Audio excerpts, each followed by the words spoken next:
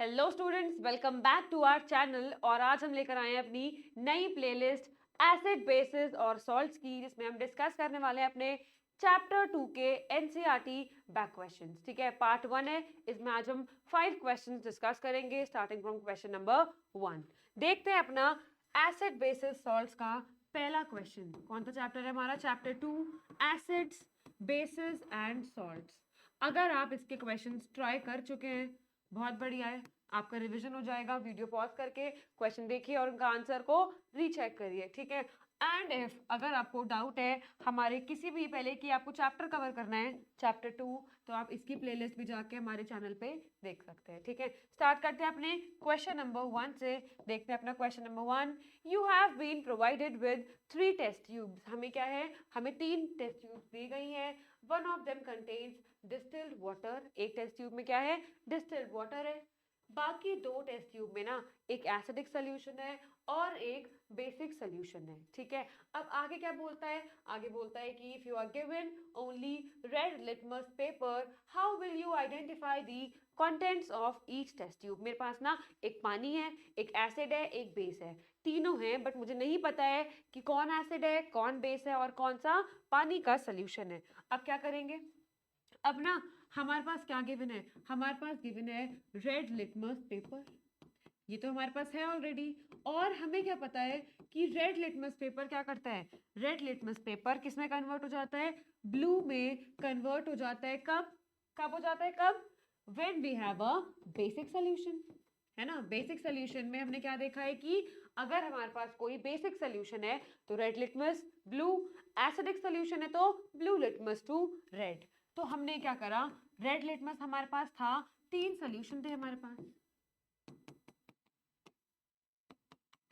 ठीक है, a solution था, बी सोल्यूशन था, सी सोल्यूशन था। अब ना क्या ध्यान रखना है, जो सोल्यूशन तीनों में हमने क्या करना है? टेस्ट करना है किसका?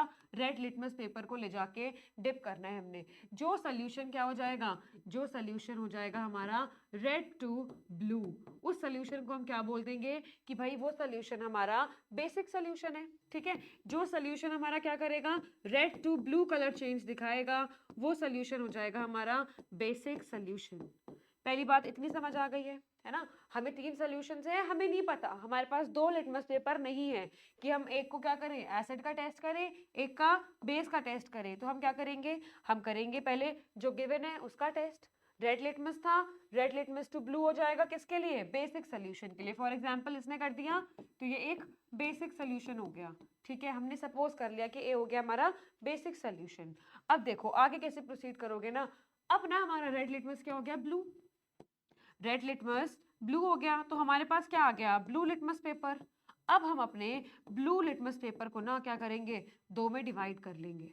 ठीक है, 2 सोल्यूशन है ना हमारे पास, तो हम 2 सोल्यूशंस में इसको पेपर को 2 पार्ट्स में डिवाइड कर लेंगे। और दोनों अब हमारे पास कौन से सोल्यूशंस बचे हैं? एसिडिक सोल्यूशन और डिस्टिल्ड वाटर। तो अब जिसमें से भी जो एसिडिक होगा वो क्या करेगा? ब्लू को रेड में कन्वर्ट कर देगा, है ना। और जो क्या करेगा? नो कलर चेंज, वो क्या हो जाएगा? वाटर का सोल्यूशन। बहुत सिंपल है, हमारे पास पहले एक रेड लिटमस पेपर था, रेड टू ब्लू होगा तो बेसिक सोल्यूशन। अब क्या हो गया? रेड लिटमस ब्लू में कन्वर्ट हो गया। अगर ये रेड लिटमस हमारा ब्लू में कन्वर्ट हो गया है तो ब्लू लिटमस पेपर को हमने क्या करना है? हमने उसको डिवाइड करना है 2 पार्ट्स में, क्योंकि 2 सोल्यूशन हमारे पास बचे हुए हैं।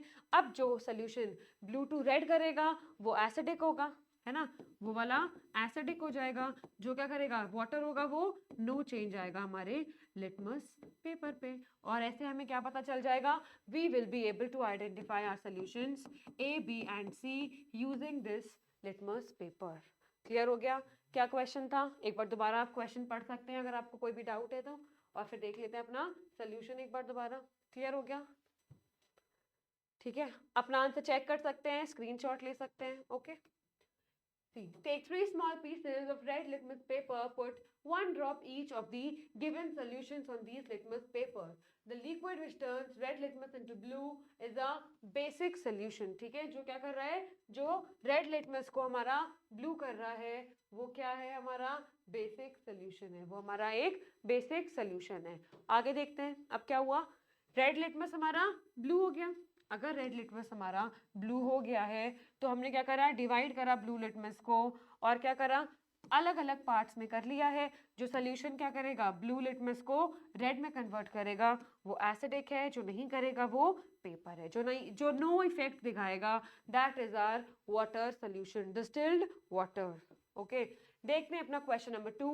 Why should curd and sour substances, कैसे सब्सटेंसेस, curd and sour substances not be kept in brass and copper vessels। अब आप एक बात बताओ, क्या होते हैं हमारे कर्ड, कर्ड क्या होती है हमारी, एसिडिक। क्यों एसिडिक, क्योंकि वो क्या है, सार, और सार कैसे होते हैं, एसिड से होते हैं जो सार प्रॉपर्टी रखते हैं, है ना। तो अब क्या होगा, अगर ये हम एसिड्स को किस में स्टोर करने लगे, ब्रास में स्टोर करने लगे या फिर कॉपर में हम इसे स्टोर करने लगे, तो हमने क्या पढ़ा है, हमने पढ़ा है एसिड्स प्लस मेटल्स क्या रिएक्शन होती है। फॉर एग्जाम्पल अगर हम इसे कॉपर में स्टोर कर रहे हैं तो क्या होगा, HCl प्लस कॉपर की हमने रिएक्शन देखी है। यहाँ से क्या होता है, H2 गैस रिलीज होती है और सॉल्ट बन जाता है।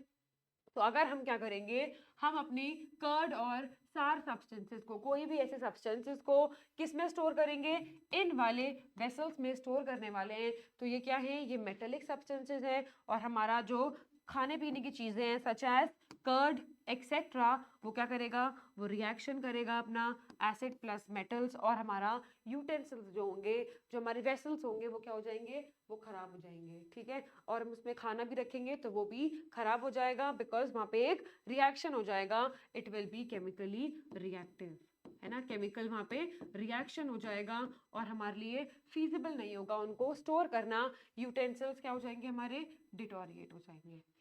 क्लियर है, बहुत सिंपल था। हमने ये रिएक्शन अपने चैप्टर में देखी हुई है, that acids when they react with metals hydrogen gas is produced along with, देखो यहाँ पे क्या बन जाएगा, CuCl2।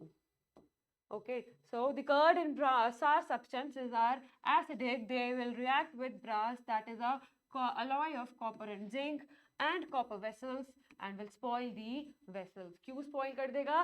Because the chemical reaction will take place जिसमें hydrogen gas भी release हो जाएगी. As we know, acids react with metals, producing hydrogen gas. Clear हो गया? देखते हैं अपना आज का question number 3.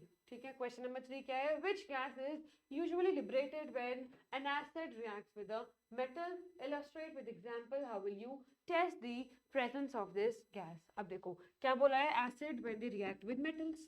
पीछे के क्वेश्चन में भी हमने यही देखा, एसिड प्लस मेटल, कौन सी गैस रिलीज हो रही थी यहाँ पे, हाइड्रोजन गैस रिलीज होती है ना। जैसे हमने क्या ले लिया, जिंक ले लिया, जिंक प्लस HCl क्या बन जाएगा, ZnCl2 प्लस हाइड्रोजन। कोई और भी ले लो आप एसिड, जरूरी नहीं है कि यही एसिड लेना है, आप ले लो जिंक प्लस H2SO4, तब हमें क्या मिल जाएगा, ZnSO4 plus hydrogen, plus hydrogen. ठीक है, ये गैसेस हैं तो हमने अपनी गैस बना दी। अब क्या होगा, हमें ये जो गैस हमारी मिल रही है यहाँ पे, ये जो हमारी गैस प्रोड्यूस हो रही है, इसका क्या बताना है, टेस्ट बताना है। और हमने इस गैस का टेस्ट क्या पढ़ा है कि the gas Burns with a pop sound. Most important है, क्या होता है, the gas Burns with a pop sound. ये जो गैस निकलती है, इट बर्न्स, जब भी ये गैस हमारी प्रोड्यूस होती है, it produces a pop sound, है ना। तो this is our chemical test to identify the hydrogen gas. Also यहाँ पे क्या देखते हैं, अगर हम ना बर्निंग कैंडल को लेकर जाते हैं, बर्निंग कैंडल को हम कहाँ लेके जाते हैं, अपनी टेस्ट ट्यूब के पास। ठीक है, टेस्ट ट्यूब में क्या रिलीज हुई है, हाइड्रोजन। ये गैस क्या करती है, टेस्ट ट्यूब में जो हमारी गैस रिलीज हुई है हाइड्रोजन, वो क्या करती है, it will continue to burn, it will, candle will continue to burn, और क्या होगा, और गैस जो हमारी प्रोड्यूस होगी वो एक पॉप साउंड क्रिएट करेगी and the candle will continue burning. अगर इस केस में हमारे पास क्या होता, हमारे पास अगर यहाँ पे CO2 गैस होती ना, तो वो क्या करती, it extinguishes a burning splinter, it extinguishes a burning splinter. ये बात थी हमारी CO2 की, ये आपको ध्यान रखनी है। अगर हमारे पास क्या होती है, हाइड्रोजन गैस, तो वो एक्सटिंग्विश नहीं करती है, वो क्या करती है, it will continue to burn. But अगर हमारे पास यहाँ पे CO2 गैस होती तो वो क्या करती, वो क्या कर देती, एक्सटिंग्विश कर देती हमारे बर्निंग कैंडल को या बर्निंग स्प्लिंटर को। ठीक है, ये बात है हमारी हाइड्रोजन के लिए। ठीक है, so this is the chemical test which you have to remember. Okay, clear हो गया?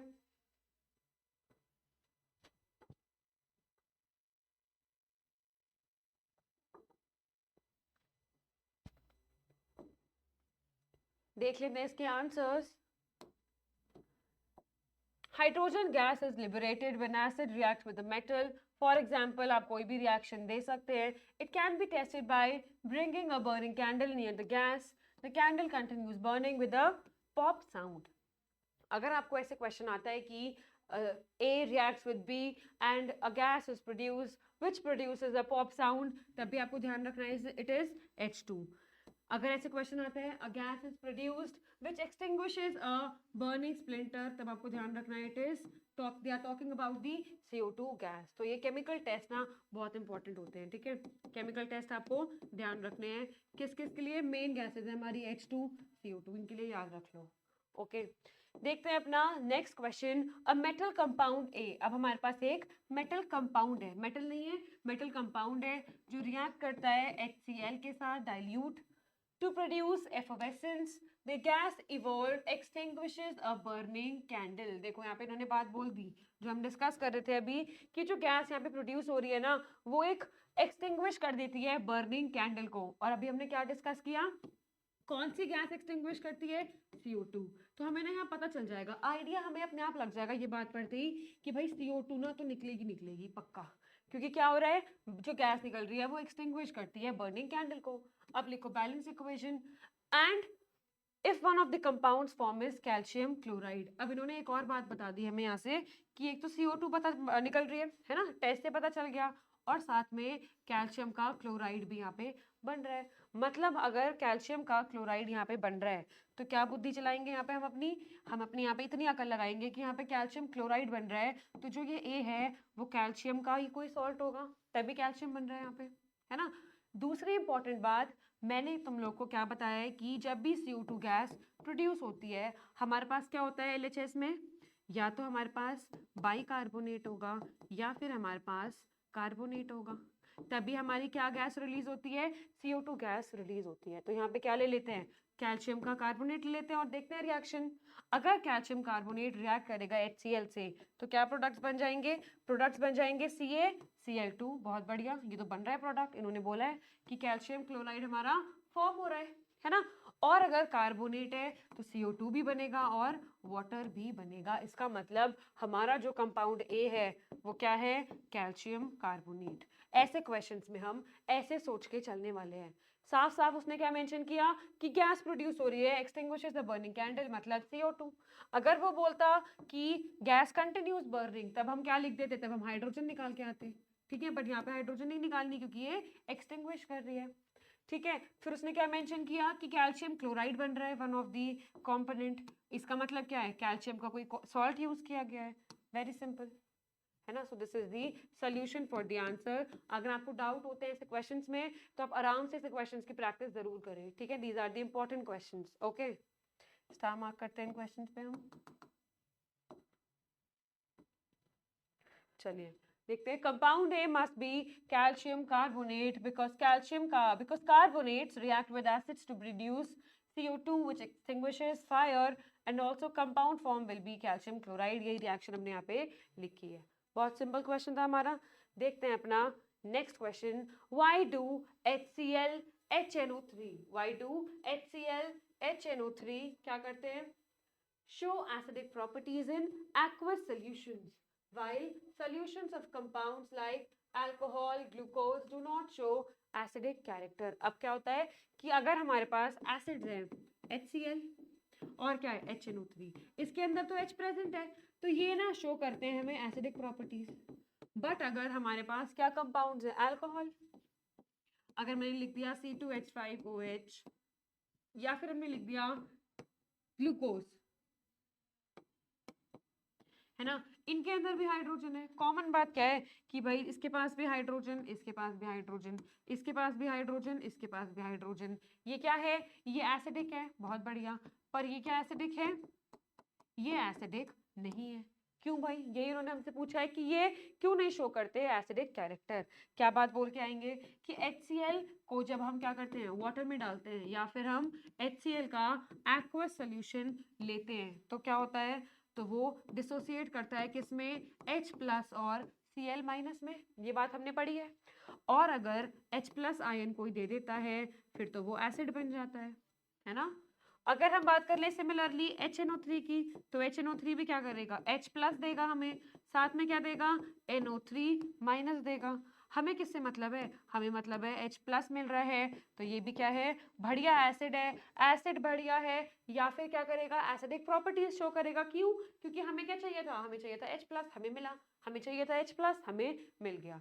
ठीक है, तो ये तो शो करेंगे। बट अगर हमने बात करी अपने किसकी, अपने ग्लूकोज की, या फिर हमने बात करी ROH की, दैट इज द अल्कोहल, तो ये क्या करते हैं, ये होते हैं हमारे कोवलेंट कंपाउंड्स। ये होते हैं हमारे कोवलेंट कंपाउंड्स। ये क्या करते हैं, ये आयंस में ब्रेक नहीं करते। कोवलेंट कंपाउंड्स में आयंस नहीं होते। अगर आयंस नहीं होते तो ये H प्लस हमें देगा, ये H प्लस हमें जीवन भर में नहीं देगा। और अगर ये H प्लस नहीं देगा तो although they are having, although they have hydrogen, ऐसा थोड़ी होता है कि हाइड्रोजन है तो एसिड होगा। हाइड्रोजन है बट ये क्या होगा, but they will not conduct electricity, क्योंकि आयंस नहीं है ना।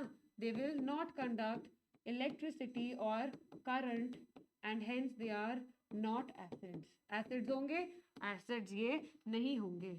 ठीक है, they will be not treated as acids. तो जरूरी नहीं है यहाँ पे कि अगर आपके पास हाइड्रोजन है तो आप कंडक्ट करोगे इलेक्ट्रिसिटी या फिर आप एसिड हो, है ना। आप एसिड H प्लस में ब्रेक कर पा रहे हो तो आप बात कर सकते हो कि आप एसिडिक हो। ठीक है, ये हमारा क्वेश्चन था। एक बार इसका आंसर देख लेते हैं। HCl and HNO3 produce H plus ions in aqueous solutions, which is responsible for their acidic character. HCl gives H plus Cl minus. HNO3 gives similar ions H plus and NO3 minus. Alcohol and glucose are covalent compounds. क्या बात ध्यान रखेंगे, they are covalent compounds. They do not undergo dissociation in aqueous solution. जब हम इन solutions को पानी में डालते हैं, C6H12O6 को हमने क्या करा, aqueous solution दिया, तो ये dissociate नहीं होने वाला आगे। ठीक है, अगर डिसोसिएट नहीं होगा तो कंडक्ट नहीं करेगा electricity and they will not show acidic character although they have hydrogen atom. This is again the important question, previous year में ऐसा क्वेश्चन आया हुआ है। ठीक है, तो अच्छे से देख लो एक बार question, you can take the screenshot even. And this was our last question and I will see you in the next video जिसमें हम डिस्कस करेंगे आगे के next 5 questions. So stay tuned with our channel. Thank you so much.